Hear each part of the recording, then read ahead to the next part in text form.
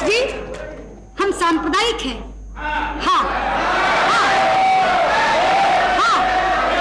हाँ, हम सांप्रदायिक हैं क्योंकि हम वंदे मातरम गाने की वकालत करते हैं। हम सांप्रदायिक हैं क्योंकि हम राष्ट्रीय ध्वज के सम्मान के लिए लड़ते हैं। हम सांप्रदायिक हैं क्योंकि हम धारा 370 को समाप्त करने की मांग करते हैं। माथे पर बिंदी, सिल्क की साड़ी, साड़ी से मैच करती जैकेट और जुनून और भरोसे से भरी बुलंद आवाज, ये थी सुषमा स्वराज। भारतीय राजनीति का वो चेहरा जिसने न जाने कितनी महिलाओं को सियासत के पुरुष प्रधान क्षेत्र में अपनी अलग पहचान बनाने का सपना दिखाया। बीजेपी की वो कद्दावर नेता, वो प्रखर वक्ता जो देश की राजनीति में अद्वितीय योगदान के साथ साथ अपने असरदार व्यक्तित्व के लिए हमेशा याद की जाएंगी। सुषमा स्वराज, जिनका राजनीतिक करियर कई पहले मुकाम से भरा रहा।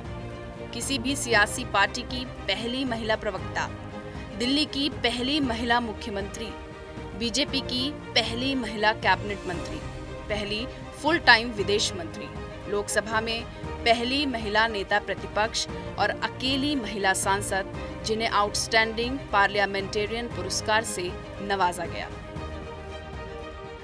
सुषमा स्वराज का जन्म 14 फरवरी 1952 को हरियाणा के अंबाला कैंट में हुआ, जिसके बाद पढ़ाई लिखाई भी यहीं से हुई और सनातन धर्म कॉलेज से उन्होंने संस्कृत और पॉलिटिकल साइंस में बीए की डिग्री हासिल की।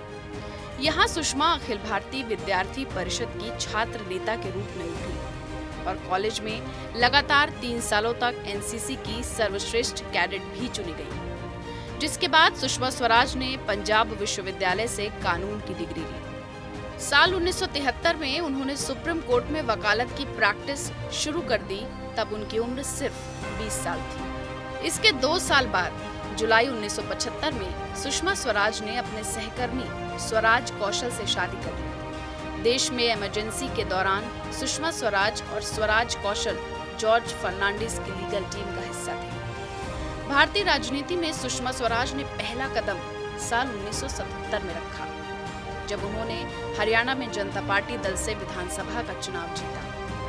महज 25 साल की उम्र में सुषमा स्वराज चौधरी देवीलाल की सरकार में सबसे युवा कैबिनेट मंत्री बनी। इसके बाद साल 1979 में उन्हें हरियाणा जनता पार्टी का अध्यक्ष चुना गया। साल 1984 में सुषमा स्वराज भारतीय जनता पार्टी में शामिल हो गई। वो अंबाला से दोबारा विधायक चुनी गई और बीजेपी लोकदल सरकार में शिक्षा मंत्री बनाई गई। साल 1990 में सुषमा राज्यसभा की सदस्य बनी।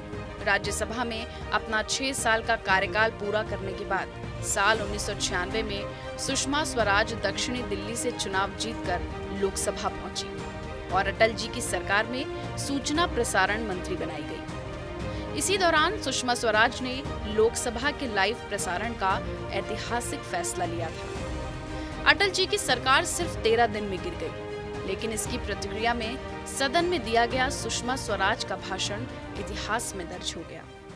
अध्यक्ष जी, ये इतिहास में पहली बार नहीं हुआ जबकि राज्य का सही अधिकारी अपने राज्याधिकार से वंचित कर दिया गया। त्रेता में यही घटना राम के साथ घटी थी। राज तिलक करते करते वनवास दे दिया गया।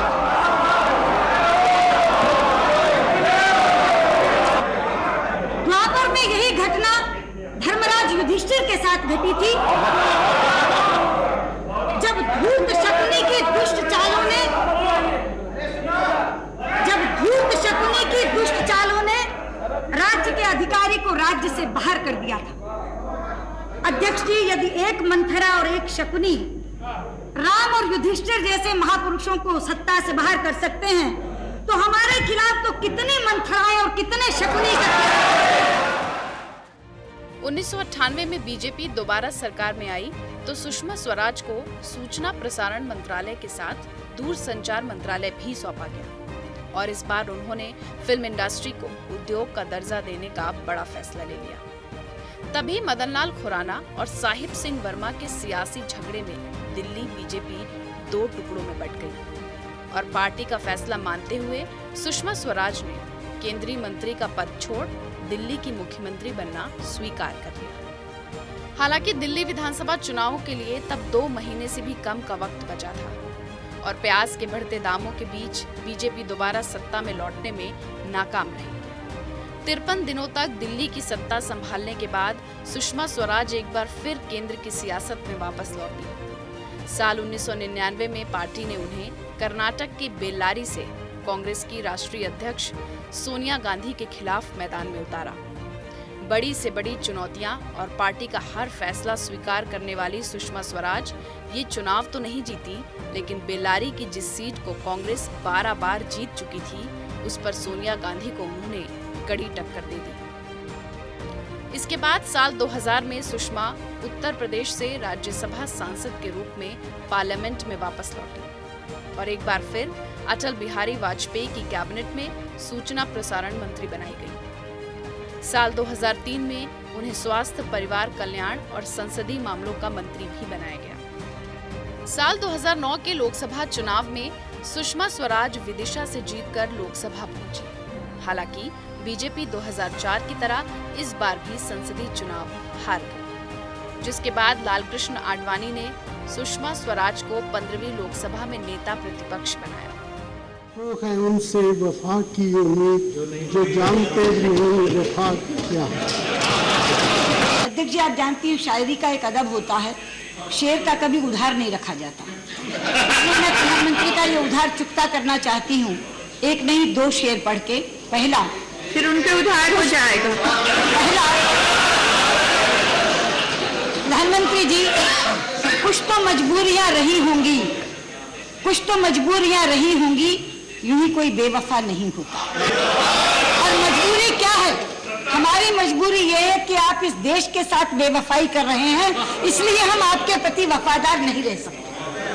और मुल्क के साथ बेवफाई करने के लिए दूसरा शेर पढ़ रही हूं आपको मुखातिब करके। तुम्हें वफा याद नहीं, हमें जफा याद नहीं, जिंदगी और मौत के 2 ही तो तराने हैं, एक तुम्हें याद नहीं, एक हमें याद नहीं। साल 2014 में एनडीए बम्पर जीत के साथ सत्ता में लौटी और मोदी कैबिनेट में सुषमा को विदेश मंत्रालय की जिम्मेदारी मिली। अपने कार्यकाल के दौरान सुषमा स्वराज ने भारतीय विदेश मंत्रालय की छवि ही बदल दी। वो एक बेहतरीन पीपल्स मिनिस्टर साबित हुई। विदेश में फंसे लोग हों या किसी का पासपोर्ट खो गया हो, सुषमा स्वराज ने लोगों के मन में ये भरोसा पैदा किया कि सरकार उनकी हर संभव मदद करेगी। ट्विटर पर सक्रिय रहने वाली सुषमा स्वराज से जब भी किसी ने मदद मांगी, उन्होंने शायद ही किसी को निराश किया हो। यही वजह थी कि अमेरिकी अखबार द वॉशिंगटन पोस्ट ने उन्हें सुपर मॉम ऑफ इंडिया बताया था। हालांकि इस कार्यकाल के दौरान लगातार उनकी तबीयत ठीक नहीं रहने की खबरें भी आती रही। साल 2016 में सुषमा स्वराज का किडनी ट्रांसप्लांट हुआ। लौटने पर पूरे सदन ने भावुक होकर उनका स्वागत किया। सभी की तरफ से बहुत बहुत स्वागत है सुषमा जी का। स्वस्थ रहे।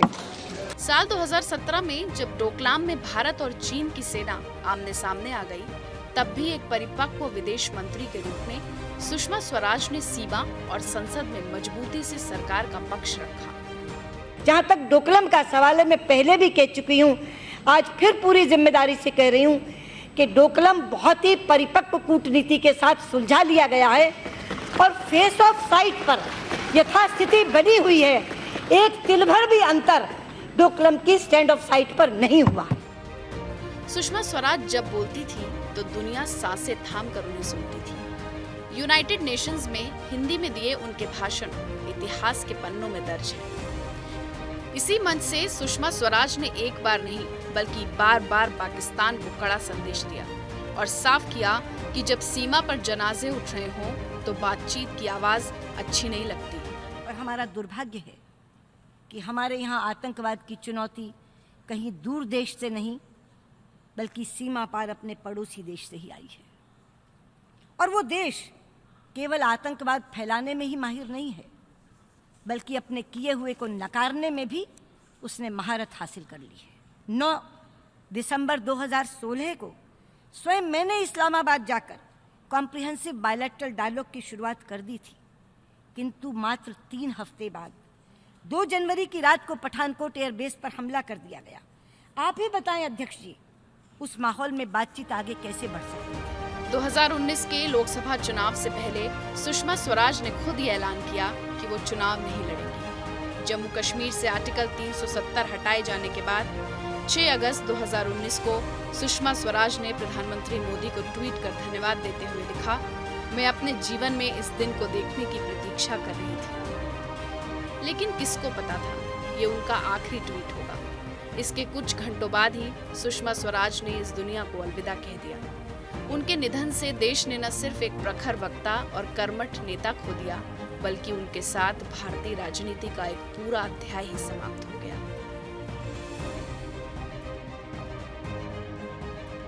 आपको कैसा लगा हमारा वीडियो, हमें कमेंट सेक्शन में बताइए। ऐसी ही और जानकारियों के लिए सब्सक्राइब करिए हमारा डिजिटल चैनल नो दिस।